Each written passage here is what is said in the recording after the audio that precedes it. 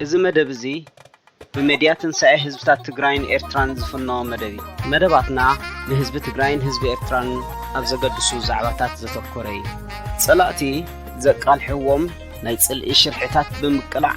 مصائي حزب تجراين حزب إيرتران وحسم انتخخون أمونغو زمحات حزبات وحس سلام كله زسرح ميدياي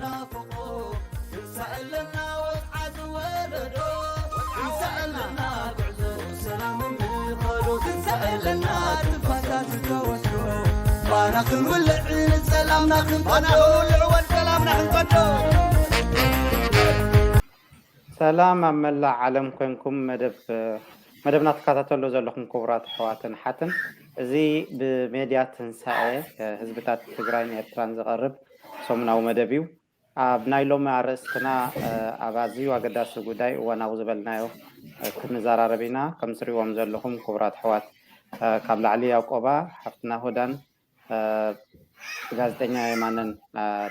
عدي ملوخ ولما معلتي أبزي لما معلتي زارب له رأس انتاي خون لذي أبدو بأفريقيا تفرموا زلوا السلام من يتعويتو من كخسيرو زي قداي كان زارب له زغبرنا انتاي بوزو حسب بنعوز تعمو نعوز مصلون نزي نجر زي بوزو حتنتانيتات يهبولو له أب حزبنا دما خم نفلطو أبلتي حزبتات زي تفعل عليه سمعتات فتر سنحيو إتي حققنا بايتا دولو انتايو نحنا خيب خمي نجمجمو زبنا خبز النجار زي انتاي مهار زلوا وانتاي فلت زلوا حبريتا بزواقع له زلوا جزيز حاشن صففن مخنين ودعون زخونة تنتانة ومجلسيتات كهوبو زمحوات لما على تعدي ما مالخو نقعد حد ما تأخ ما جاي شيء قاعد عنزنا خاما thank you ما بالعلق جمرة يعقوب خم تبريقاد له ما أبزو قداي زي يعقوب حوي ناخذ الرأيك سعزل لك حبريتان تي قداي نبي قصي انتاي دخون له زي تعوي تبل تتعوي تبل معت استفرار سمعتاتي زلمه انتاي أبزو قداي زي ناخذ خم كتكاتات له أنا حكا خم جمرة انتاي رأيك حوامان زي قداي مالت حزبي انتاي يخركب صنيحو اب كما يكون تاتي نيرو بخما يختي زعقن عوتن فشلتن اب كوينات زعوت سب يلن مخنياتو كوينات سب سلازبلع زي كله منئسي ببوتاتو بحقوتاتو زاخلو سبات ناب كوينات مغاريا ياتيوم بنؤس عدميو زتقوصه كم زبحال زلو بتم ناي إثيوبيا ناي إرتران ناي محران وجن ترايسي قبل لعل 350 شح هيوتي طفي زلو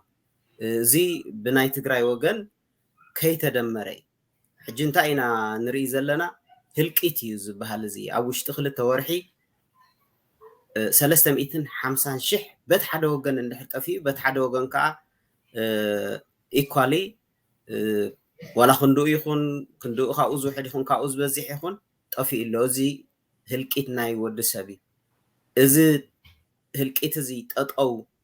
زبل فيرما تقدماي يس انكو تجبره انكو تطقو كبل كاله ولا ناي سومن متنفاس صبوق يو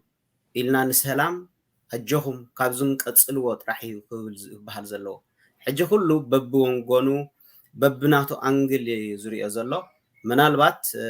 اتم ناي ابي وغن عتقي ناي حوحات ወይ ካ ናይ ህዝቢ ትግራይ ዕጥቂ ክፈትሕ ነዚኣ ሕጂ ከም ሓንቲ ካብቲ ኩሉ ዘሎ ኣብቲ ውዕላት ዘሎ ስምምዓት ንሓንቲ ንዓኣ መንጢሎም ነቲ ሞራል ናይ ህዝቢ ትግራይ تقتل يا سجاتن فرحاتن سلازلهم نز سلامزي وينزو علزي نخيق بلو أزيو تشقر الروم يا زيا سلازبولو نعاء بتم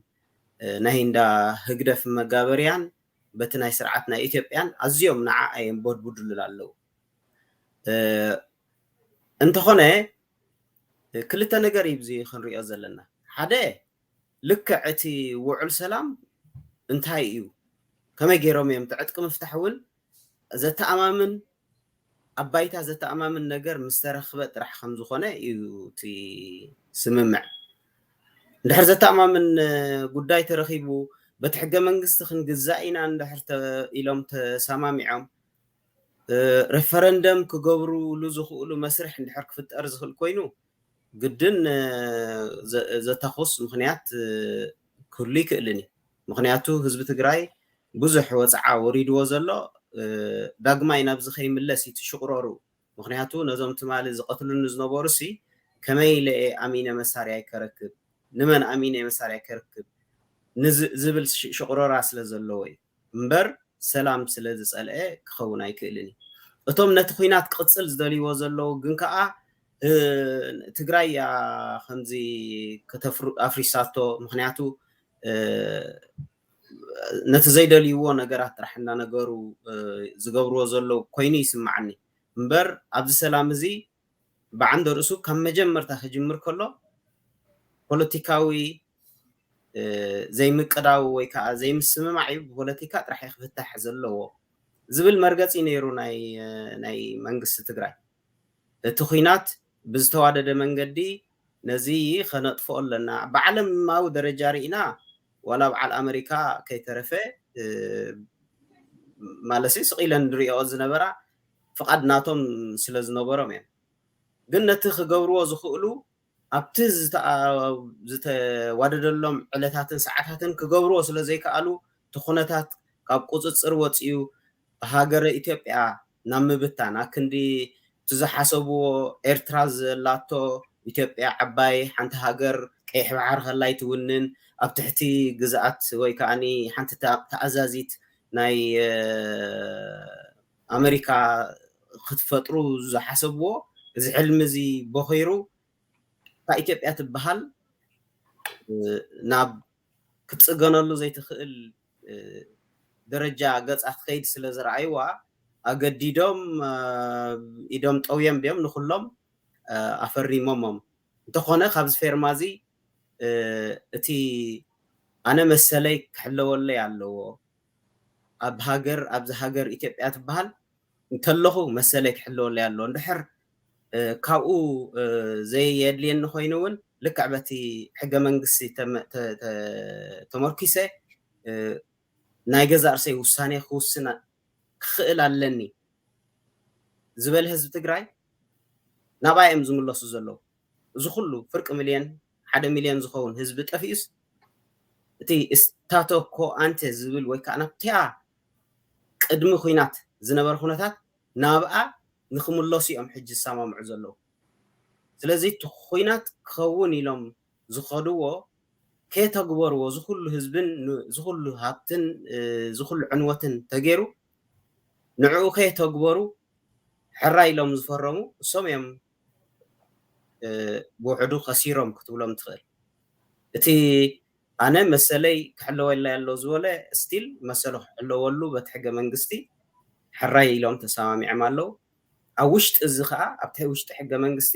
ክሳብ ናይ ሪፈረንደም ምክያድ ይከኣል እዩ ውሕስነት እንድሕር ናይ ብሓቂ እቲ ሕገ መንግስቲ ምኽባር ግን ናይ ብሓቂ እንተኮይኑ ማለት እዩ ኣብኣታ ናይ ተጠራጥር ነገር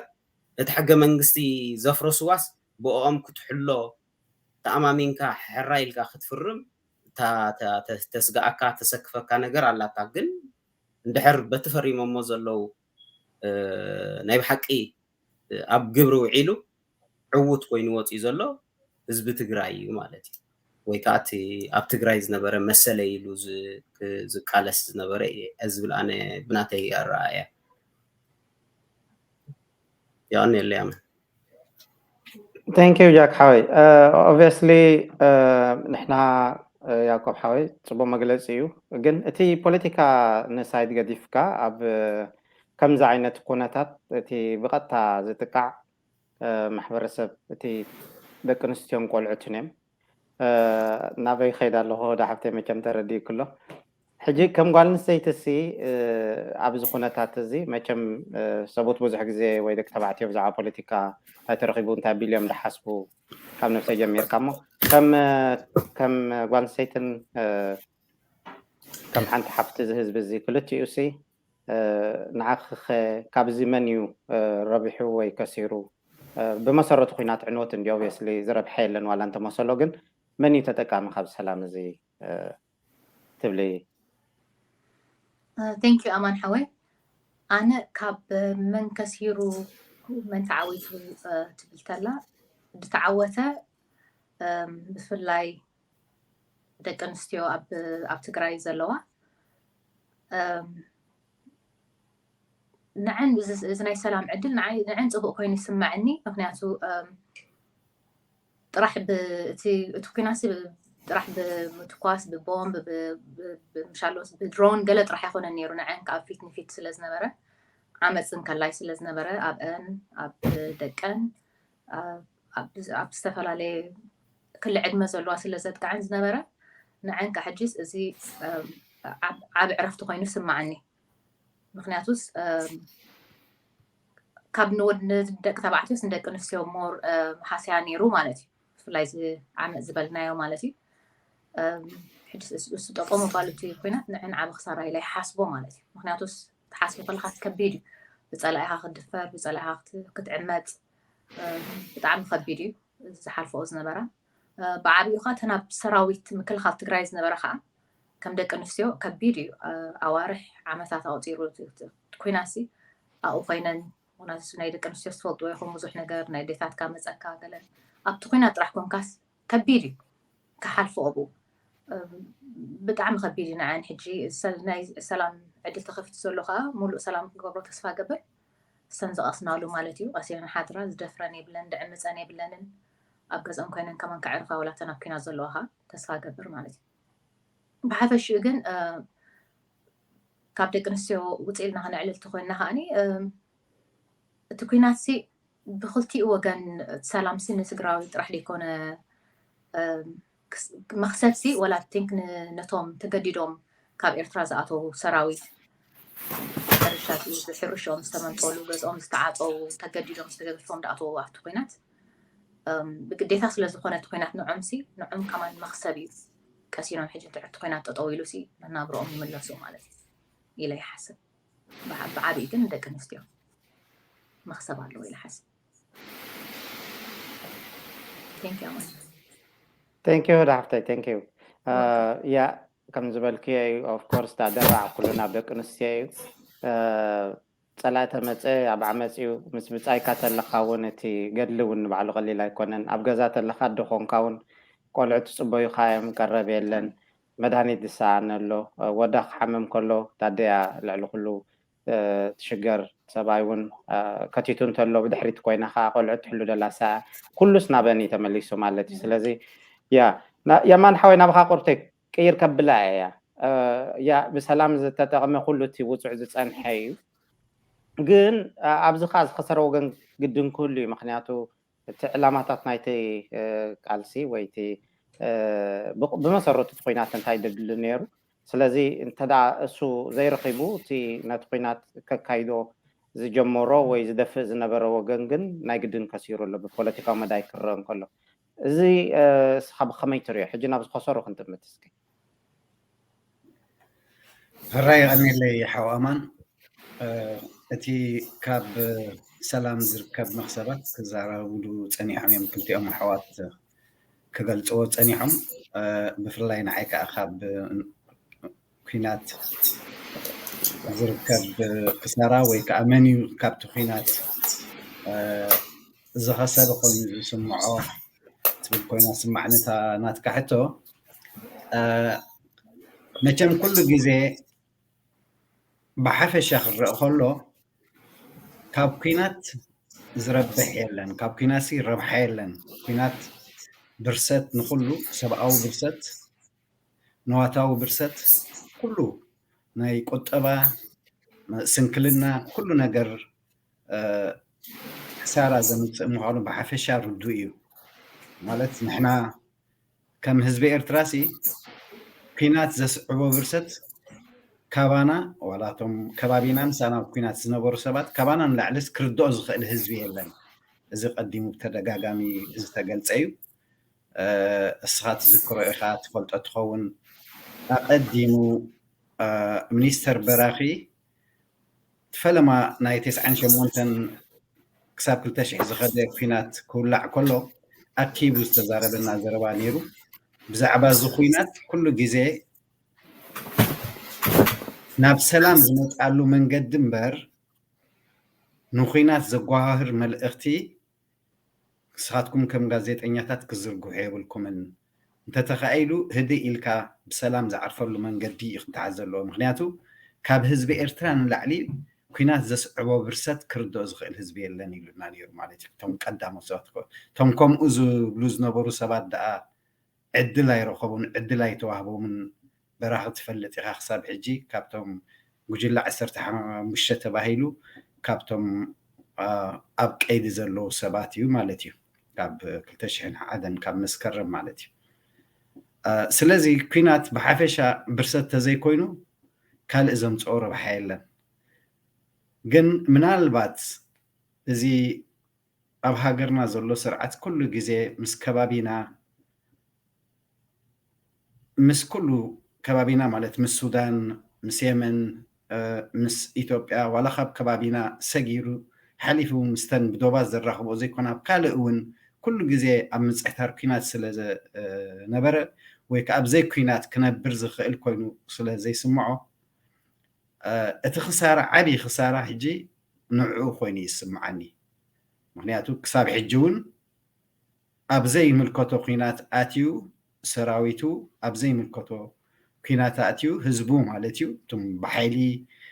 ብግፋ ዝወስዶም መንእሰያት ኣብኡ ሰብ ክንደይ ሰብ ዝጠፍእ ዘሎ ማለት እዩ ሓዊ ያዕቆብ ክገልፆ ፀኒሑ ብወገን ኢትዮጵያ ብዙሕ ሰራዊት ልዕሊ 350,000 ዝኸውን ሰራዊት ከም ዝጠፍአ ወገን ትግራይ እውን ተመሳሳሊ ከምኡ ማለት እዩ ናይ ኤርትራ ብሕጂ ክግለፅ እቲ መንእሰይሲ መንእሰይ ሃገርና ኣብ ኩሉ ኣብ ትግራይ ይኹን ወገን ዓዲ ምሓራ ቦሎ ይኹን ኦሮሞ ክሳብ ኦሮሞ ከይተረፈ ከም ዝተሳተፈ እዩ ዝግለፅ ነይሩ ስለዚ እቲ ስርዓት ኣብራሲ ወይ መብረሲ ዝኾነ ስርዓት ዝደልዮ ዝኣጎዶ ዳ እምበር ህዝብና ኩናት ደልይዎ ወይ ደላይ ኩናት ኣይኮነን ደላይ ሰላም እዩ ስለዚ እቲ ህዝብና ከባቢና ብሓፈሻ ካብቲ ሰላም ክረብሕ ከሎ እቲ ኩሉ ግዜ ብዘይ ኩናት ክነብር ዘይክእል ስርዓት ግን ዓብዪ ክሳራ እዩ ሕጂ ከምኡ ክንዲ ዝኾነ ከዓ ካብቲ ናይ ኩናት ቦታታት ካብቲ ኣትይዎ ዘሎ ቦታታት ሰራዊቱ ገና ከውፅእ ኣይከኣለን እሱ ሕጂ ቀንዲ ዕንቅፋት ናይቲ ሰላም ኮይኑሎ ማለት እዩ ብሓፈሻ እታ ዝሓተትካኒ ሕቶ ብከምዚኣ ከጠቃልላ ደሊ መንሓይ ያዕቆብ ናባኻ ክምለስ ብፍላይ ኤርትራውያን ንሕናሲ ነዚ ዘሎ ኩነታት ከምቲ ናይ ባድመ ይዳርጋ እያ ሕጂ ዓዊልካ ዘይዝረበሉ መትሕፆ ይብሉ ኣብ ትግራይ ስለ ዝኾነ እዚ ጉዳይ ግን ናይ ኤርትራ ጉዳይ ይዳርጋ ብተሻገር ተናጢርካ ወይ ፕሮክሲ ይድመስል ግን ብኣካል ኦብቪየስሊ ብዓለም ብዝፈልጦ መዳይ ኣትዩ ሰብኡ እኳ ኮፍ ኢሉ ኣሎ ህግደፍ ማለት እዩ ሕጂ ደገፍቲ ህግደፍ ኣብዚ ብዙሕ እዮም ነገራት ተኣሽሙ ክገብሩ ዝፍትኑ እቲ ስርዓት ካብቲ ሃገር ዝገብሮ ዘሎ ንፈልጥ ኣለና ሕጂ ንሕና ከም ትንሳኤሲ ብዛዕባ እዚ ጉዳይ ንህዝቢ ብደገ ዘሎ ይኹን ኣብ ውሽጢ ዘሎስ እንታይ መልእኽቲ ኢና ክንሕልፍ ንደሊ ኣገዳሲ ዝኾነት ሕቶ ኣመን ሓወይ ትንሳኤ እንታይ እዩ ዕላምኡ መበገሲኡ እንታይ እዩ እንድሕር ኢልና እቲ ቀንዲ ኣብ መንጎ ህዝቢ ትግራይን ህዝቢ ኤርትራን ንመጻኢ ወለዶታት ኣዝዩ ብቐሊሉ ክሕፍወስ ዘይክእል መርዚ እዩ ዝዝራእ ዘሎ ነዚ ክፍወስ ዘይክእል ዝዝራእ ዘሎ ሕማቕ ታሪክ ክንሕዊ ዝከኣለና ንገብር ኣለና ምክንያቱ ህዝቢ ኤርትራ ድልየቱ ኮይኑ ይኮነን ንህዝቢ ትግራይ ኣብ ምጥፋእ ዝዋፈር ዘሎ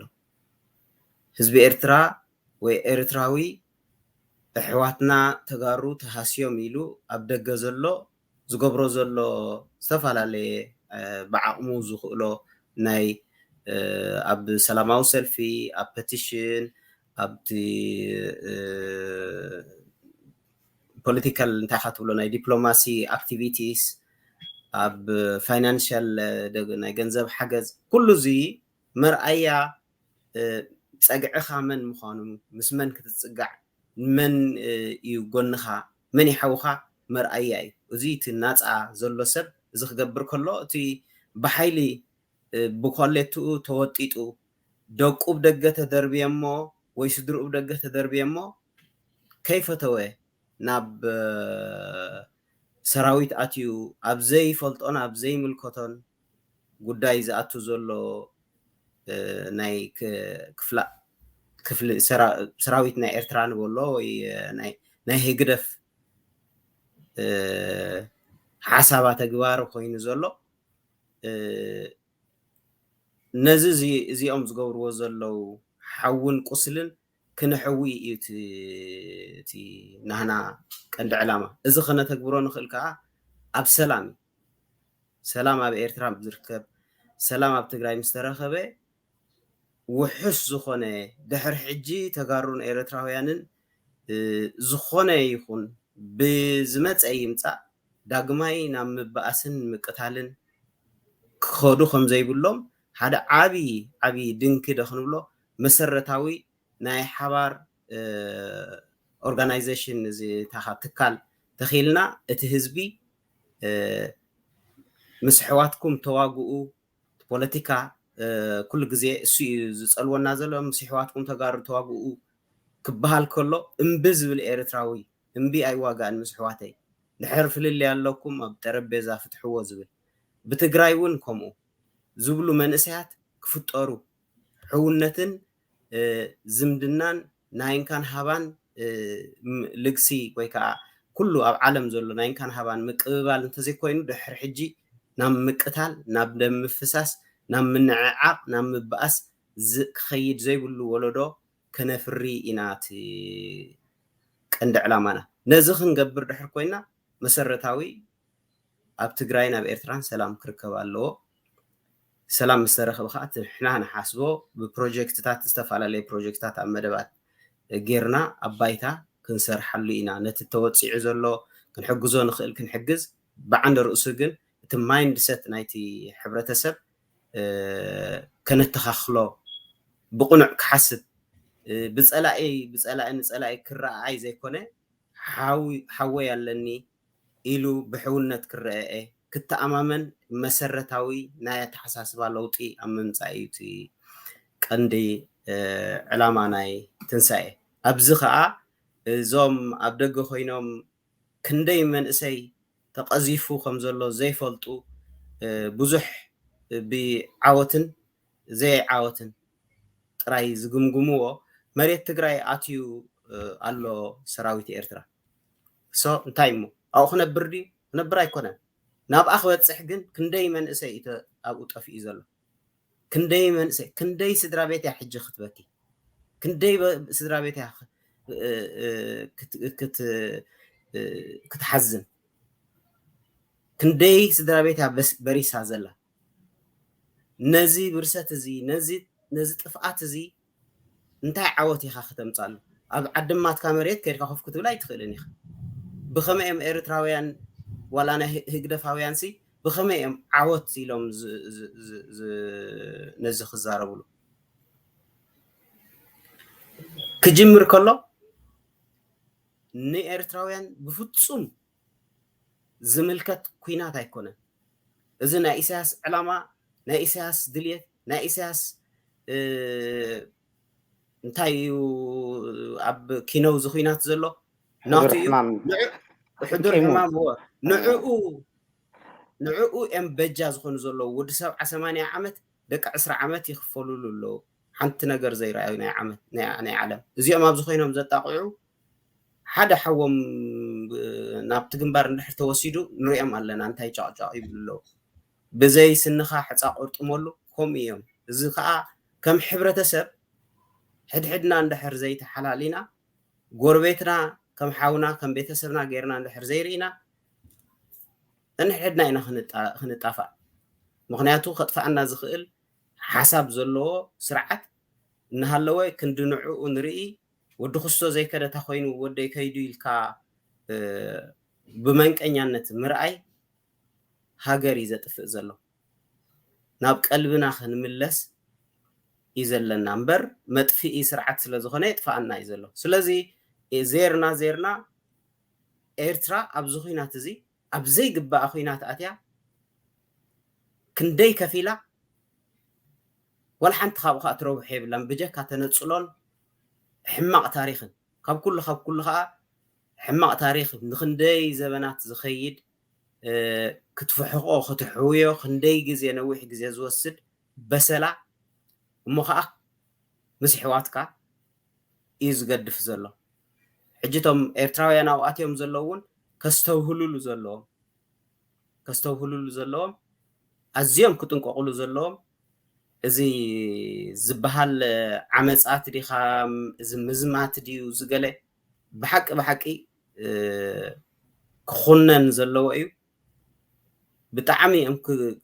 كأوخ الرم زلوا نفسهم كها لعلو خلها نفسهم كرحنو أبزخينات زي أبزي ملكتنا خينات نفسهم يطفئوا له نفسهم كيطفئوا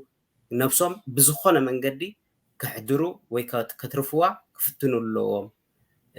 كبلي دلي كم تنسى اجن سلام امونغو زخلتي حزب زي ابصره والوان زعنبب سلازخونه نحنا نت سلام بأونتا إنا نريئو اموداتو خا انتس كم زلو قس እንዳበለ ናብ ዝተማሓየሸ ናብ ልቡ ዝምለሰሉ ኩነታት በፂሕሞ እናተቀየረ እንተኸደ ጽቡቕ እንተዘየሎ እዛ ክልተ ሰሙን ሰለስተ ሰሙን እፎይታ ረኺብዋ ዘሎቲ ህዝቢውን ከም ሓደ ጽቡቕ ነገር ንረአዮሞ ጽቡቕ እንድሕር ሓሊምና ነቲ ካልእ ዝስዕቡን ጽቡቕ ከምፃልና ይኽእል እዩ ክብል ይደሊ ኣብ 00 ግን እቶም ክብገሱ ከለው ነዚ ህዝቢ እዚ ነዚ ሰራዊት እዚ ወይ ነዚ ክፋል ናይ ኢትዮጵያ እዚ ከነጥፍኦ ኣለና እዞም መራሕቲ እዚኦም ከነጥፍኦ ኣለና ኢሎም ተበጊሶም ከጥፍዎም ኣይከኣሉን ኣብዘይ ኣይ ንላዕሊ ኣይነ ታሕቲ ጠጠው ኢሎም ዘለው ከይዶም ዝፈረሙ እሳቶም እዮም ስለዚ بعيني عواتن كسرانن كوالا تزيبلنايو زيرم نفتا مسرتاويت نجر أو أي مزيم زلو زخلو طفعتن عنوتن أم بي مدلين يعني اليوم Thank you كبحاي صبوغ قاليس كالها هو ده حفتة مساعد حزب لنا بخمس إيه ኣብ ሶሻል ሚድያ መቸም ዝነገር እዚ ንዓና ማለት ናይ ፖለቲካ ሰባት ኣይኮናን ዋላ እኳ እቲ ፖለቲካ ይፅለወናስ ብቐጥታ ናትና ኣጀንዳ ኣይኮነን ግን እዚ ናይ ቲፒኤልኤፍ እዩ ወይ ሕወሓት እዩ ሕወሓት ጠፊኣ ብፍላይ ኤርትራውያን ማለት እዩ ገሊኦም ናይቲ ህግደፍ መሳርሒ ገለኻ ቆርተይ እውን ንቕሓት ዝገድሎም ኤርትራን ሓንቲ ለንቀነ ብሶሻል ሚድያ ክሰሚዓ ቀኒ ክትኾን ይኽእል ኣቦ ስንኩልሲ መድሃኒት ሲኑ مويتو موت زم دليت فتح بحالو يوم مدهاني تقيدهم مبوي قليلا تزارب نيرا كحفرت حجي كسع كندزي تي حزبنا وريدو زلو تي درجة نقحاتو حجز نبحق ناي حوحة قداي ديزي مجمرة نقر حدا كلاي نقر نحنا خم إرترانسي بزعبات حزبنا بخمينا نحسب زلنا انتاي دلو زي بفلاي أبزي هلو كونتاتسي نحناس بزعامنينا هنحسب زقبانا مني قد سنة زقبو وحتى الله خيدا ديوس نحناس كم تنسأن كم هزبنسي انتاي دلينا أبينا نتفزل نبينا هاتيسنا سكي انتاي خوينو زبي بفلاي زبي إرترا أبداس فورا زلوخا دحرز قول لحليفوسي إذا حسب أب كم زعينا درجات تروح مخلقة سيسنبدي أمان حوي تبغى تحطون له حجيس هزب كنت هوريد والله تلتان كسب لنا تاني كامو هزب حامي والله قبل حشنا مغنياتو سي انتي ديو قوينو انا خمس بيرسونال كساكري اخو لغو هزبنا انتي قوين دولو مسيلك خساب حاول مش الله حجي تحاوسي بقى خص احنا خلقا ما مو وقت يركاخت اختم برا لخلام تندداك حجي خوم عينتي ناي هزبي ارترا زولو اب دياسبورا زولو كساب ناتو اب فاميلي زولو سب ويزو أربو سك سبب كنا تتأبيسو ديتو ولا حنتي سمعني حج أكون مدرجة أنا بس إحنا يزبلان سبب جزء دي أتو وزوخنا نجا بكان تايمو ولا حنت من إسي جدا كقادو له جدا كقادو له خاص reasonable كخونو له مخنياتو سي أب دحرة دوكاب لو نتكا خوين كان نلو لو نتكات كلا خلا لخا خبار كان جن كيف كان رح تعمس على خا جنسي إذا سنلو لو نتا يكون نعمن تتأفق خمان على خا سير إذا ترجم كمان يقولوا تتأفق ها مالتي حديث اب دياسبورا دلو ግን ክሳብ ነፍሱ ዝሞፀ ይኹም ዝገብር እየ ዝብላነ ኣብ ገዞም ተኣትዩ ግን ወላ ሓንቲ ሱቅ ይምክብሉ ማለት እዩ ወላ እኳ ትፅበየምና ከምዚ ህዝብና ጠፋኣሉ ክትብሎም ኣይፅበይና ግን ኣስቅጥ ከብሉ ምኽኣሉ ኢለ ሓስብ ሕጂ እዚ ህዝብና ኣብ ዲያስፖራ ደሎ እቲ ዝበዝሐ ማለት እዩ ኣይጣዓየና ኣሎ እየ ዝብላነ ከምኡ ትናቱ ደይ ምጥዓይካ ይሃስየና ንዓና ማለት እዩ ስለምንታይ ሃስየና ከዓኒ ፅቡቅ ኣሎ ዓድና ወላ ሓንቲ ንልኡላኖቶም ጥፍኡ ክብሉ ከለዉ ማሰብ ይጠፋ ኣሎ ማለት እዩ ኣይሕግዙን እዮም ደለው ነቲ መገዲ ሰላም ንኽትግበር ማለት እዩ ዝሓስብ ኣነ ማለት እዩ ብናቶም በቲ ዝገብሮ ፕሮፓጋንዳ መንእሰይ ይጠፋ ኣሎ ብኤርትራ ማለት እዩ ኢላ ሓስብ እታ ካልኢት ናይ መንገድያት ዲና ኸ ወደ ሓፍታይ ሰሪ ቋሪፀክ መር ናይ መንገድያት ኢና ንዕው ሓዲ እዚ ህዝቢ ግዳይ ኮይኑ ደሎስ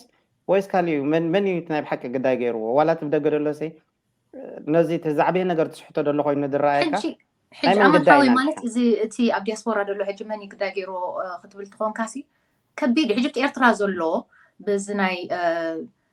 ሰላም ምስ ህዝቢ ትግራይ ዲ ደሎ ኣብ ኤርትራ ደሎ ሰብ ኣሎ ሕጂ ፋሚሊ ክዱል ከለካ ገለ ሓደ ሓደ ከምኡ ብለካ ክእል እዩ ሰብ ማለት ትሰምዕ ሕጂ ሱሲ ኣሕራይ እቲ ኢንተርነት ስለዘየለ ድዩ እቲ ዳይሬክት ኣክሰስ ስለዘይብሉ ተሓቂ ክፈልጦ ወይ ብሬን ዋሽ ኮይኑ ክትብሎ ትኽእል እዚ ኣብ ዲያስፖራ ዘሎ ግን ግዳይ ናይ ነፍሲ እዩ ምክንያቱ ሲ ሰብ ከም ጠፍእ ሪኦ ኣሎ ብናይ ምጥፋእ ሰላማዊ ሰብ ካሲ ክሕጎስ ኣይግብኦን ኢለ ሓስብ ወላ ኣብ ልዕሊ ጥፋእ ዝግበር ኣብ ልዕሊ ትግራይ ሲ ክምንኖ ይግባእ ኢለ ሓስብ ግን ናይ ነብሶም ግዳያት እዮም ኢለ ሓስብ ኣነ ማለት እዩ ደስ ብሎም ከምኡ ሰብ ክጠፍእ ክሳብ ነብሶም ዘይመፆም ከምኡ ማለት እዩ እቲ ፀገም ካሲ ህወሓት ኣይኮነት ማለት ህወሓት ክትብል ትኾንካ ካሲ ኣብ ልኡላውነትካ ተመፂውካ እምበር ከይድካ ብዙሓት ሰብ ከተጥፍእ ከለካ ኣዴታት ክትዕምፅ ከለካ እዚ እቲ ኤክስትሪም በቃ ሰብ ደይብለካ ክስታይ ምሻሎ ሲ ኩነታት ኢለ ሓስብ ሕጅስ I don't know it's كبد إلى هون حاول I hope كنا رد قرب no it's a complex question مخنات ملسون يقولون نحنساوكو ملسي عزيز يقبلوا بقى أزيو مخناتو سي انت هيديو ملسي خسرانو سامتايمسي مخناتو سي كله تي حق ساباي تاوري يقولون مخناتو سي نحناس مسز بتقراي سلام جيرنا خم قربا بتي بسلام جيرنا خنبر اندخلنا خناس كيناس ايدلينا እዚ ሲ ንጹህ ስፒድ ጠፋ ኣሎ ብክልተ ወገናቱ ማለት ምክንያቱ ስነ ኤርትራ ሓጃንስ ትዝበዝሐ ሲ ተገዲዱ ይዛኣቱ ደሎ ፈቲ ኮነን ኮና ዳኣቱ ደሎ ሕጂ ዚኦም ካስ ንጹሃት እዮም ክትብል ትኽእል ማለት ኩሎም ኳተሪ ኮይንስ ዝበዝሑ ማለት እዩ ሕጂ ሲ ነዚ እንዳረኣኻ ከለኻ ብሬን ዋሽ ኣይኮንካ እንደለኻ ኣባይታ ትሪኦ ኣለኻ ሙክ ብሰላም ክፍታሕ ዝግባእ ነበረ ሲ ከመይ ጌርካ ሞ ነዚ ክትቅበሎ ትኽእል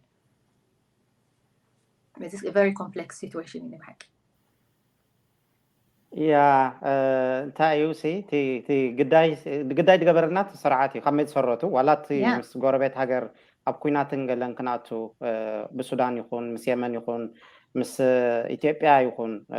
سي ولا تهزب خبارر زغبرت سرعات مخن نفلطينا تهزب بزح كابتيناتنا من سيغن جيناتي حوحت زبل وي تغارو زبل تي ددليو ناي صلم قصال نابزيو تسرعت سريحو انفست غيرو ولا ات اكسس دلون حبريت خفلطون جينا تتاليلو كومو عينت موسيقى خارمن كبرخ خارمن كم زبلكيو زمودو زيوت بيت سبوت هاريمو زي شاغل هدم كبل داي وعلي لن مجمالاتهم دغفت دبالو جن توعل حديرو تقند زد لنا سلام كمص انت خوينسي مسرتاو لوطنا يتحساسبا سلامتاي ناب كم زهكوت نبر زلنا مسرت انقنا يزخلو ابي دلو يلنا حسيبنا كندي اب فتح نخيد نخالوت ايد كنوات او نخالق بلايم كنجبر زي نحنا كم تنساسي زي تي هزبس حميمو لو قنديلنا نحسبه صلايت بولو صلا خيكون كبال ابغزو خوفيلو زلو خيتكا وريركايو اب هزبو ابسا وريتكا خي اخلكاس مليسكا خا نعو بليم تغبرو خند تحسب قدمسي مسمر نيرا حجون هلوان اب ناي تاشمو كمزي تداطوي خايا جبريل وي قال اختري كاتسنح كمزي تبلا ميكائيل قال تسغله ذكركم تقول حجو حوحات بلايم كاب دغبروسي تقدفسي معاسي ملاخ تغيرو دوب سغريلون تግራይ ኮይዱ حلال ኮይኑ ኣብ ኤርትራ ከሎ ዝራገምዎ ዝነበሩ ስርዓትሲ ብፍላይ እቶም ኤርትራውያን ተቃውምቲ ነይሮም ሕጂ መንግስትና ዶ ሰራዊትና ዝብሉሲ እዚ መንግስት ኣይኮነን ቀዳማይ ግዳይ ካስኻ ትግዳያት እዮም ዘብለን ደሎስ እሱ ኢኖ ካብ ስርዓት ከተሃድም ባሕርን ተሕርን ኢልካ ህይወትካ ንምንታይ ንስክላ ወፅያ ዓዲ ሰብኣቲኻ ከተበቅዕሲ መሊስካ ያይ ፖለቲካዊ ናይ ጾታ ኩዕሶ ናይ ክልተ ጋንታታት ተረኺብላይሲ حوحات دو هدفكو حوحات ما يتفوش كون حسبوا لينكا anyway نوع أمان هاي كمل على روب زعمو of course okay حجز مالسي بعابي تانكي نايزقول ومشالو سي نايزقينات ناي من اسي بسحرة زطف ناي كوينات ناي بسدتنا دلنا كله تحسبوا كل خا distraction ناي تدخلنا تاع عدنا زولو كله ابت عدنا زولو عقرقر سلام زي مسفانسي عندسي هدرتي كله مسرات يسبع لي سيو نعنا قداي نكون غيرنا مالتي جنسي حراي قداي ناتو خوينا خاني تم قليلنا دلنا سد زلناسي مالسي بزحسي كل نغاس نوصل كوين لنا لو كوينات كم داي طقمنا عدنا خمعبل كم زلوا مخناتوس اب سدت كوين سلسو بزحسي اي عامون ندي عد خاي end of the day حدسي عدنا نخنملس كنتاي نكون زلنا سلامتاي سب طفالو خب سهارا ولاسي اتقند قداي دغبركا نعو خندم لايسي واتي خان دحر مليسكا تطعال غازس ازي نعنا حجي اتي اب كوينا زنبرنا دلو مور نعنا مالتي مليسو تطفاتنا حزبنا زتابع دلو اسي مبرنا تقداي دغبركا خندم لايسي مليسكا مغنيات دليلو مالتي منقدو بالامتي خاسي بقى هو واحد كم صغيرنا هم خدم تكون خاب عدها تكويني تكوينا ndammat ka hayka tworur ማለት አይቆን እዚ ሓድስ ክትርዳእካ ክትቆዳሉ አምናት ማፕና ኤርትራሲን ፈልጣይና ክሳካ ማዓሳ ተወሲኹ ዋሕጂ በዓል መቀለ በዓል ገላአት እዩ እዚያስ ክትርዳኦ ትኽንንሽ ለቆልዓ ማለት ሕጂ ጅስካ ናትካ ወፂኻ ኸይድካ ትገብሮ ነገር ክሳ ዓመት نحنا يندلن زين نحنا ينهبن زين نحنا يندلن ولا نيرون غيرهم ما يفوتونه داماتهم آتيهم حزب خباسة وسوق صار كون رأي مالنا مات حجينس تواتي زولو قد بسنك شعبياسي نحنا قدات كوينا كل عالم عندنا بتتفقت أفي له حجينا نعو خندم إلاي ختم تخلق إكسكيوز حجي تاخد خوند لها أسخا أفتناتهم بوقت عاتي خلها مالت إذا حجينا تحبرة السب أب إيرترا دولة أي تقوموني خد لها أب تقرأ دولة هاي تقوموني خد لها مهنا تسخاس لتفاها already نفذ بتقرأكم مفاحة حلو تروح لها ولا حنتي سمع ثاني بنات كان دحري يتحملون كابنا قال سبت عام ما يدخلناها أنا معكم بوين سمعني حجسي I hope بس حج نايتن ساي خاسي زم إن شاء الله ستي علامات ردي وصل كأني بحجس نسلام نفقري كم حوات كوينا زناي مجد سلام أبتكبر أبايتا وريلوسي بالسلام بفقري بدات حاجة جزنا خلنا برو المجدي تزفتر معي دس مسؤولين زي أمان حوي Thank you. يا أنت عم دولو ما كم نعطنا يجرمي بتعمل زجرم تبدأ جدول بفوق عدي توش تدلو توتيتو تعمل زولو بزعد السي فرسي can take a horse to the river but he can't make it drink. Apparently إرتراويان نحواتنا تجفيفون بحيلو خدمه يموتوا له قانة سرعة تدجرم مالت عبي درجة كم زوردنا دنس وكا. يمان حوينا بخاخ مس حجي نبحواتنا تجارهم سجرينا. بززلو خونتات اب قال حوات تقارون استفلالي سمعتات فتيرو اوف كورس بز حسبنا تردو يمصالو تزعبه جين يريلو من البات نقول يوم بوت هدراو تاش مسعركا ابايتا تدليو تقبر مسيلو خصم مصني خوني ولا بوليتيكا بوز حيناتون جن بحفشاسي تي حزب انتاي كردا دلوو نحنا كم تنساخه انتاي ملختينا خنا محلال فولو نحزب تግራይ ይኹን ኣብ ዲያስፖራ ዘሎ ናይ ህዝብ ናይ ደጋፍ ቃልሲ ህዝብ ትግራይ ኤርትራዊ ይኹን ትግራዋይ انت فكيت قال لي امان حوي قرب ابزا ናይ ይሁዳ ሓፍትና ክትብላ ፀንሐት ንእሽተይ of course يريك صنيحة نونجل اختبل ده خنير هو بزعبة توسخ أبتر سناتها مالتي هاي صنيحة فقدنيا تخوينا صح بزعبة أتي حزبي أب هاجر زلو تخلو درع تسكيمو زلو مالتي فتي كونن ناب قربيت هاجر كيدو كواغا كموتن كسنكلن እሞ ከዓ ኣብቲ ዝኸዶ ከዓ መዓት ግፍዕን ፀገምን ይውርድ ኣሎ ማለት እዩ ንኩልኻ ክሳራ እዩ ዳሕራይ ከዓ እቲ ተሓታትነት ዝበሃል እውን ኣሎ ግፍዒ ፈፂምካ ግፍዒ ውሪድካ ኣብሪስካ ከይተሓተትካ ትኸደሉ ምክንያት የለን ኩሉ ግዜ ዝተሓታትነት ኣሎ ንኣብነት ኣብ ባህልና ሲ ሕጂ እዩ እቲ ኩነታት በዚ ስርዓት ዝመፀ ኣብዚ ቀረባ ዓመታት ኣብ ዝረኣናዮ 20-30 ዓመታት ትንቡር ጠፊኡ እምበር ዝኾነ ሰብ ሓውካ ወይ ቀረባ ቤተሰብካ ንኻልእ ሰብ ንኻልእ ሓውካ ወይ ውላድካ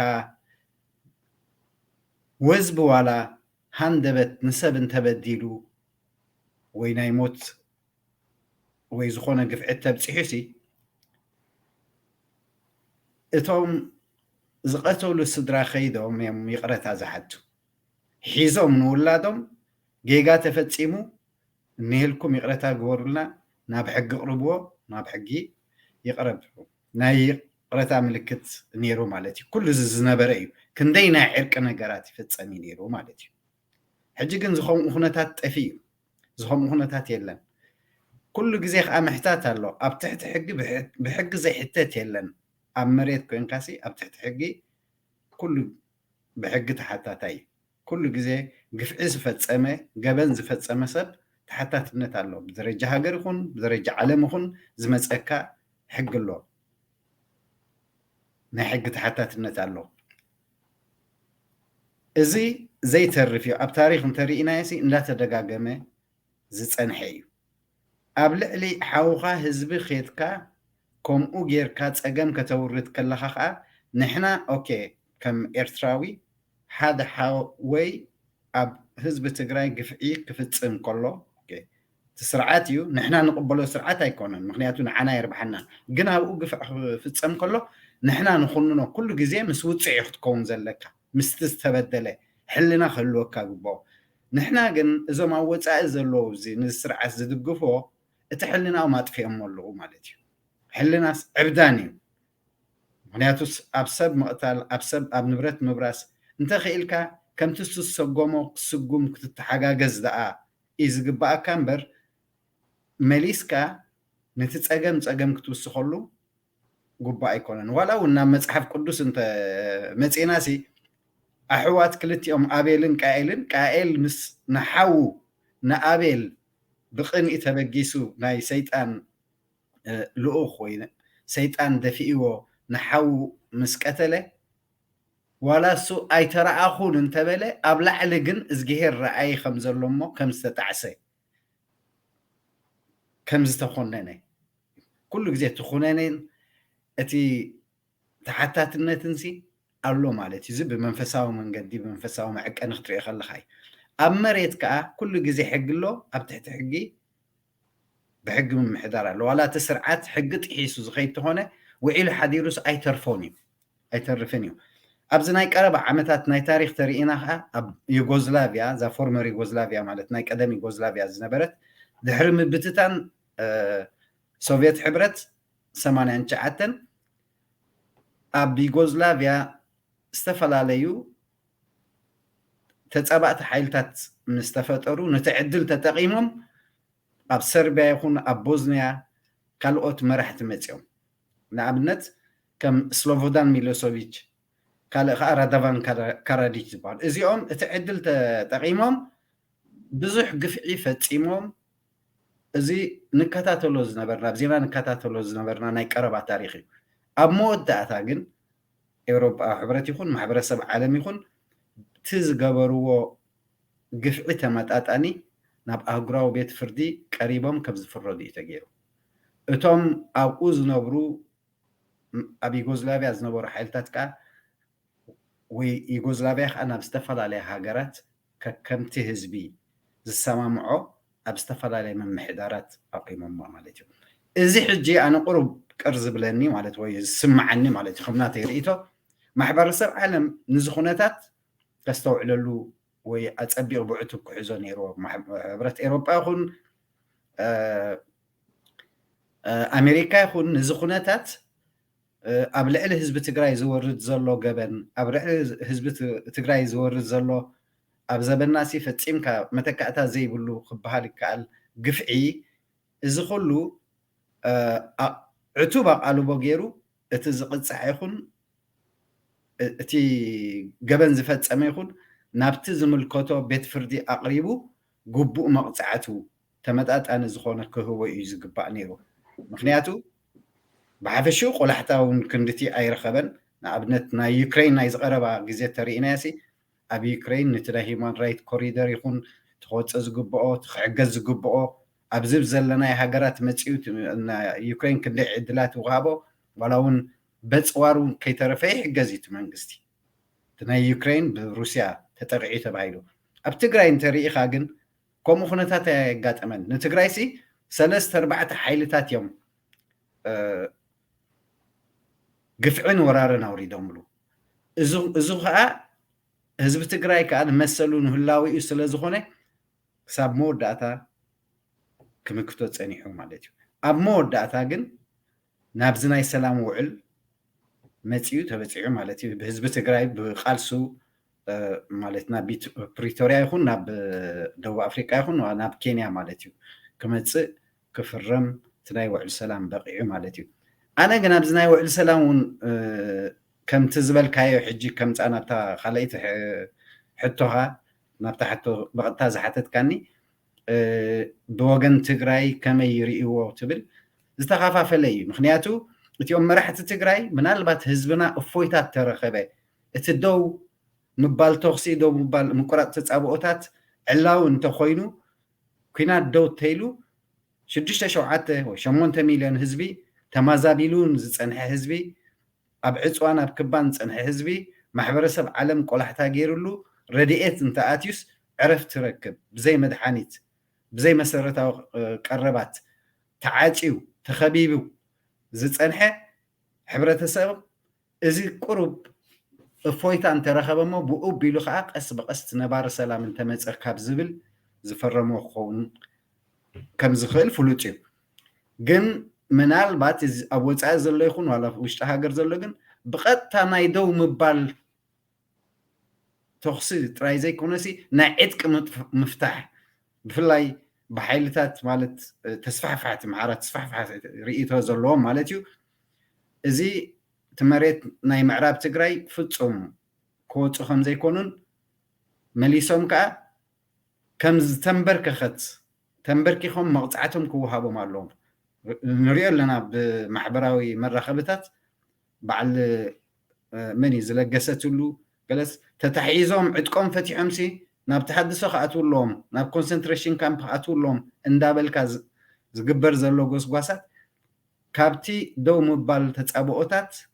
وصاي كال بروباغندا نايكينات نخين الزحاب سممع اندهالوه كومو عينت ناب تتصابوتات ناب داغماي تتصابوتات زخيد بروباغندا ويكا ناي نتسلام زر كونتات يسمع له مالتي زيوم كاب لعلوت حلفتي ناي منغستي عبيتي اكالات ناي منغستي امزم زاربو زلو زي امباسادرات الحزب جن يمان حوي كانت ببا نابتيوم بفلاي دياسبورا يكون اوشتي حزب اوشتي هو دياسبورا اتممققالسي انتي صعبين كم صالنا يخيل كما يجيروم كه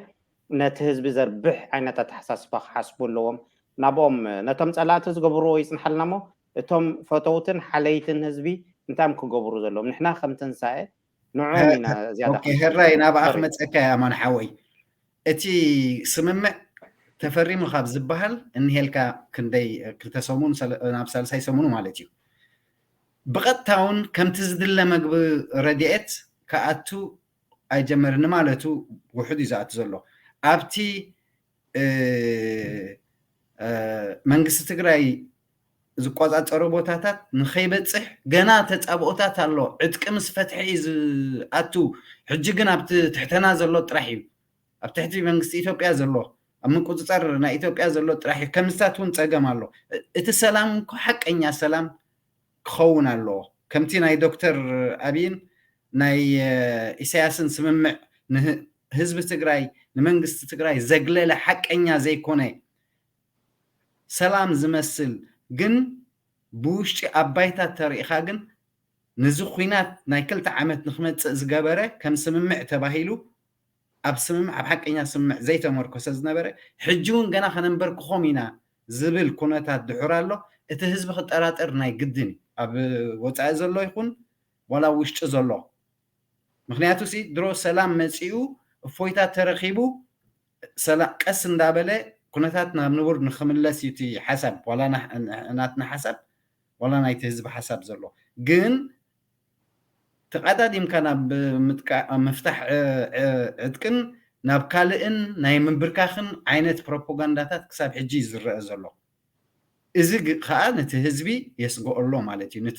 ብሓቂ ሰላም ዝደሊ ሰላም ናፊቁ ዘሎ ኣብ ወፃኢ ምስ ስድራ ቤቱ ከይራኸብ ቴሌፎን የለ ዝኾነ ይኹን ናይ ማሕበራዊ ሜድያ መራኸቢ የለ ንስድራ ቤቱ እውን ገንዘብ ሰዲዱ ቁሩብ ትንፋስ ከትርፍ ክዕንግል ዝኽእል ምግቢ ክሰደሎም ዝሓስብ ሰብ እውን እዚ ኩሉ ተዓፅዩ ስለ ዘሎ ብዙሕ የሻቅሎት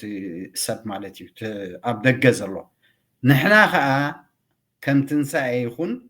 ዋላ ንሕና ከም ሕልና ዘለና ሰባት እቲ ሰላም ሓቀኛ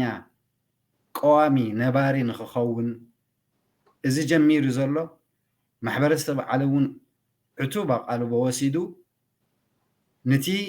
ሰላም ዘይደልዩ ነቶም ሰላም ዘይደልዩ ሓይልታት እንዳረኣየን እንዳጓሰየን ማለት እዩ ናብቲ ቁኑዕ ሓቀኛ ሰላም ከብፅሖ ይድሌትና ንሕና ከም ትንሳኤ ከዓ ቀስ እንዳበለ እቲ ናይ ህዝቢ ኩነታት ተረሓሒቁ ዝፀንሐ ህዝቢ ናብ ሰላም ተመሊሱ ንውር ሰላም ወይ ነባሪ ኩነታት ጥጡሕ ኩነታት ክስራሓሉ እቲ ብኩናትን ብዝተፈላለየ ግፍዕን ተበዲሉ ዝፀንሐ ህዝቢ በብቁሩብ ዝከሓሰሉ ህዝቢ ኤርትራን ህዝቢ ትግራይን ከዓ ከም ጎረቤት ከም ሓው ህዝቢ ሰላምን ምዕባለን ዝሓስበሉ ኩነታት እዚ ከዓ ንሕና ብዘለና ዓቅሚ ከዓ ኣብዚ ይኹን ብሜድያ ይኹን ኣብዚ ምስ ዘለዉ ኣሕዋትና ተጋሩ ከዓ ጎስጓስን ምርዳእን እንዳፈጠርና ክንሰርሓሉ ምክንያቱ ካብ ኩናት ዝረብሕ ሰብ ዋላ ሓንቲ የለን ከምዚ ኣቀዲምና ዝጠቀስናዮ ካብ ኩናት ቦምባ ካብ ምድርባይ ካብ ኩናት ምስንካልን ምውጋእን ሞትን መስዋእትን እዚ ዋጋ ከም ዘይብሉ ተረዲእና ንሕና ከመይ ጌርና ንምዕብል ንሕና ከመይ ጌርና ንተሓጋገዝ ንሕና ከመይ ጌርና ሂወትና ነትርፍ ካብ ሂወትካ ምትራፍ ሓሊፉ እውን ከመይ ጌርካ ትምዕብል ኣብ ቁጠባ ኣብ ንግዲ ኣብ ቴክኖሎጂ ኣብ ኩሉ ኮሌጃት ይኹን ዝኾነ ናይ ምዕባለ ናይ ስልጠናን ምልዋጣት ንገብር ናይ ባህሊ ከምቲ ቀደም ዝፀንሐ ሰብ ዝራኸቦ ዝነበረ እዚ 20 ዓመታት እኮ ዋላ ሓንቲ ሰብ ኣይተራኸበን ኣብ ግዜ ደርጊ ይኹን ኣብ ግዜ ሃይለ ስላሴ ዋላ እቲ ሰብ ኣብ ክልተ ተመቂሉ ተተባሃለ ብጂኦግራፊስ ሰብ ይራኸብ ነይሩ እዩ ሕጂ ብዝቀረበ ዓመታት ግን ሰብ ከይራኸብ ተዓጪሎ እዚ 20 ዓመታት ስለዚ ንሕና ከም ትንሳኤ ህዝብታት ትግራይን ኤርትራን እቲ ህዝብና ከምቲ ዝነበሮ ናይ ቀደም ኣብ ፍቅርን ኣብ ሕውነትን ተመርኪሱ ሕውነቱን ፍቅሩን ከደልድል ብሰላም ክነብር እዩ ድሌትና ብሓፈሻ ቴንኪዩ የማን ሓወይ እወ እቲ ብቐንዱ እውን ነዚ ርእሲ ንዛረበሉ ዘለና ኣሕዋት ተጋሩ ውሽጥና ኣብ ደገን ዘለው እቲ ዋና ነገር ከነመሓላልፎ ንደሊ ከም ትንሳኤ እንታይ እዩ ህዝቢ ኤርትራ ካብ ነዊሕ ከጥፋና ዝፀንሐ እቲ ስርዓት እቲ ክገብሩ ክንምንታይ እንዳኸፍአ ዋላ እንዳኸደ ገለ ሰባት ንስለ ሃገር ኢሎም ስለ ዝሓሰቡ ብዙሓት ድማ ንውልቃዊ ረብሖም ስለ ዝሓሰቡ ኣብ ሓድነትና ዝተፈጥረ ነቃዕ ነዛ ሃገር እዚኣ ህዝብናን ሓውናን ደቅናን ኩሉ ክጠፉ ምክንያት ኮይኑ ስጋዕ ሕጂ መድሃኒት ክንረክበሉ ይካልና ሕጂ እዚ ድማ ኣብ ህዝቢ ትግራይ حاونا خدقم زي ندليون تاي تبقينا تقوده خياخلو حجون أبزي ناي سلام هوا لا تبهلهم كله بوزحت وجنات قال ناي سلطان كمسل خل قالون بقولك قوي قال تنشن تصنحهم مس حوحات نلابلكا إذا قلنا حوحات قداي يكونن تزبخ فلطان دليون نجر ناي حوحات قداي يكونن حوحات دبالو دلوسي كابعال ماني خاطب له سيمسفن على حوحات يلن زوم مرحت زيهم ناي سلطانن كالن ولقاو هرفان كم زي بقولهم سقع بهوت حليفهم مسوات زخفلو أمسكيرهم كاب حجنينيو كله تقراوي كحسبو زلو انتايو اب حد النوتو صنيعو اتيوم نزي حلفنا توسيدهم نزي حزبي حشويلهم زخطلو دلو مسمر سميعو اب حدا مسمر كوينو كالو سانيتات كوسد انت كوينون بالزبن مردائن كم تقدمهم بحد النوتوم كموتو خونو كلمعو يخونو بحنسا ترى اليوم منبر حجي دمحيت بزخ الكاسب دا مقالكا او وشت تقراي انت كونون قال بوليتيكان مرحتي زريو زلو حلفنت زغودلو زمسل حدغኛ انفت كتحز حزبك جماعه زخيل عينت كلمه كروخ ياخلهم كنات بصقم زلو حزبي قليل نغير يخطفو زخيل كازي كمهارولو ندليم نحنا خم تنساء دحنا حزب تግራይን ኤርትራን ዘገተሰና محبر سلام اذا سلام زي اتليست نغزي بز ترخيبو دلو راي زي حدرت تنفاس نصبح كالقوم ነገር ውን ስለትኾን زعب ቆልዓ ነብሰ ጾር አደ እኳ ንግዚኡ መሰረት ተረኸቡ ነዚ ከመዓወት ወሲድና ንብሕጂ ክርከብ ዝኽእል ሰናይ ነገር ብምርድዳን ብልቦና ክንቆደምበር ሕጂ ብዚ ነገር ሃዲዩሎሞ ሕጂ ዝግንባር ዝተዓፂለይ ናብ ዝገፀይ ርኤ ምስካል ሓድሽ ጉስጢ ክጅምር ኣለኒ ካብ ዝብል ዓይነት ስምዒታት ክርሕቕ እዩ ንሕና ክንፅውዕ ንደሊ ምሕዋት قدم موداي زيا أقداسي تلاتن تبلوا نجار انتو العدل كوبكم يتزي كوينو ساعات يعني راجزينا تقيد الله حتصار انت دقيق عدل كوبكم يخزار بفوق انت تدلي هونكم حتصار أبزيا بالكياسي كوينات تواجيخا أمود داتو نفسلام نحسجل هونكا اختسامة مع اختلال لك الكاس زدفاء هات فيها موداتو اندا تواقع اخي كون كان تلبس لذي نايقدني خا اب تربيزا مصيخا ناي موداتا معلب تقبرلو حجنا حزب تግራይ ድልየት እንታይ እዩ ከተግብሩ እንድሕር ኮይኖም ወላ ትግራይ ዘሎ ኩሉ ሓይልታት ጸራሪጎም ኮፍ እንድሕር ኢሎም ዘን ዋት ሙሉእ ትግራይ ወላ ሓዝዎሞ እንታይ እዮም ካብኡ ክገብሩ ولا ريفرندم غيرهم بينهم اندحر غيرهم اتي ماكلاي منغستي ريكوغنايز انت زي غيرو قليل كم زي كونه تمسرح مالت ستم تغارس نز يطفهم اي يبلن مخنياتو اتم نامنت ناي بونتلاند بحال ناي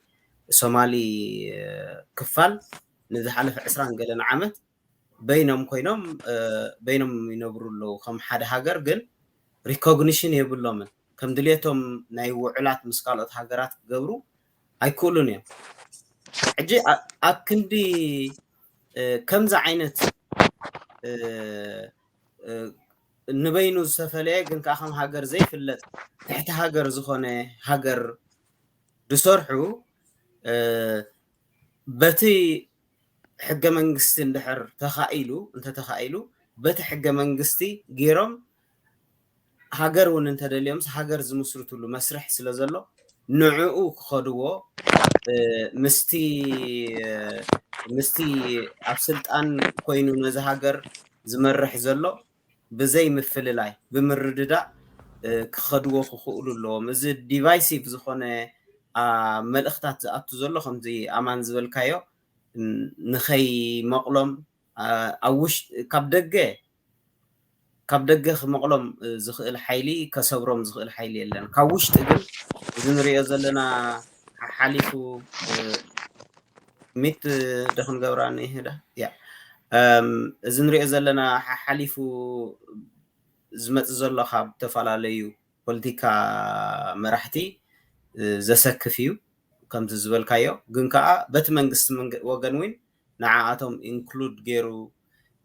ሓሳባቶም ሰሚዑ ነቲ ዘለዎ ሓሳባት ኣረዲኡ ክኸደሉ ዝኽእል ንህዝቢ ምእንቲ ከይመቃቐል ሓንጎሎም ናይቶም ዝቃለሱ ዘለዉ እውን ከይመቃቐል ምእንቲ ተዝገብር ፅቡቅ እዩ ምክንያቱ ካብ ደገ ክሰዓር ከም ዘይክእል ኣመስኪሩ እዩ ግን ካብ ውሽጢ ከይሰዓር ፅቡቅ ኮይኑ ይመስለኒ በዚኣ ክውድእ እታ ሓሳባተይ ኢሎም ሲ ብሰላም ገይሮም ትዝደልይዎ ክረኽብሉ ዝኽእሉ መንገዲ እንድሕር ኣሎ ኮይኑስ እቲ ዝዓበየ ውፅኢታዊ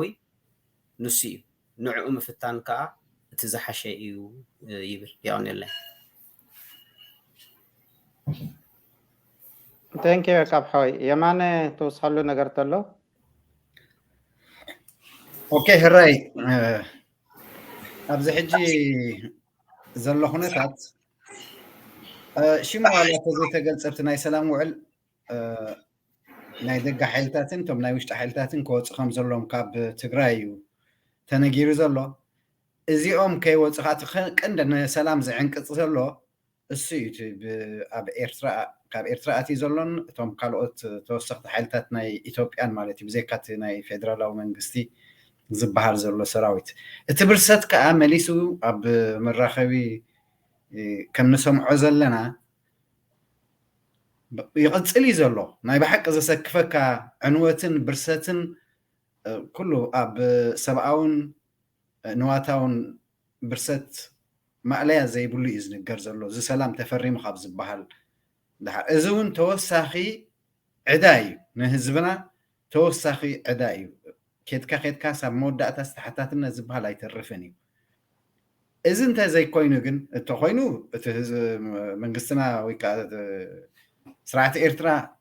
ቀልቢ ገይሩ ከውፅኦ ዋላ እቲ ህዝቢ እውን ዘለዎ ፃውዒት ገይሩ ክወፅእ ከም ዘሎ ተዘይኮይኑ ግን ዋላ ማሕበረሰብ ዓለም ዕቱብ ኣቃልቦ ወሲዱስ ዓቃብ ሰላም ማእቲኻ ኣብቲ ቦታ እውን እንተተገይሩ